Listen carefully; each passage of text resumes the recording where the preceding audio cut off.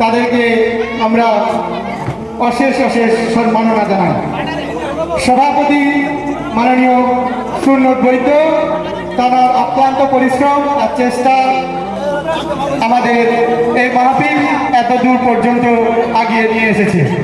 সহসভাপতি শফিক সর্দার মহাশয়, সেক্রেটারি মাননীয় সিরাজুল মল্লিক মহাশয়, সহ সেক্রেটারি মাননীয় আকরাম মোল্লা মহাশয়, ক্যাশিয়ার মাননীয় ফারুক সর্দার মহাশয়, এছাড়াও কমিটির সমস্ত সদস্যবৃন্দরা আমাদের সঙ্গে অক্লান্ত পরিশ্রম আর শ্রম ব্যয় করেছেন।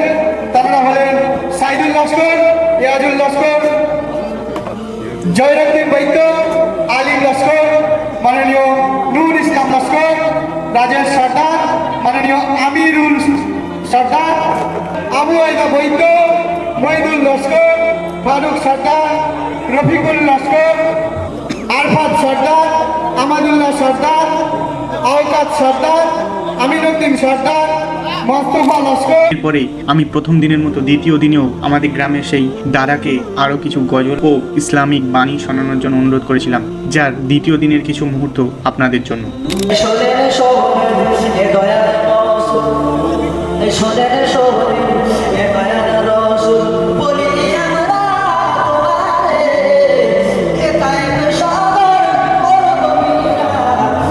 আর এই দিন রাতেই ছিল আমাদের মাহফিলের মূল দোয়া।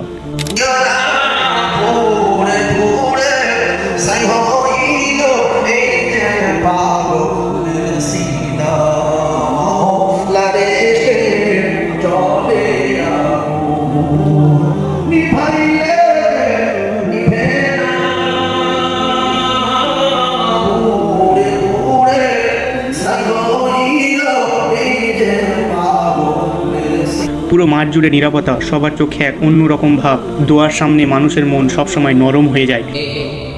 ফিরে আসনি তুমি আপন ঘরে, দিনের আলো তুমি ছড়িয়ে দিতে, চলে গেলে মদিনায় মক্কা ছেড়ে।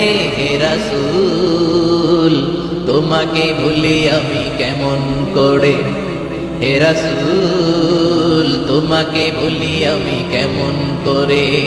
হাজার ব্যথা বেদনার পরে ফিরে আসনি তুমি আপন ঘরে। এরপরেই পুরো ঘুরিয়ে দেখালাম আমাদের এই ক্ষুদ্র দোয়া মাহফিলের সমস্ত ক্ষেত্রটি। একদিকে চলছে রান্নাবান্নার প্রস্তুতি, অন্যদিকে চলছে দোয়া মাহফিলের দোয়ার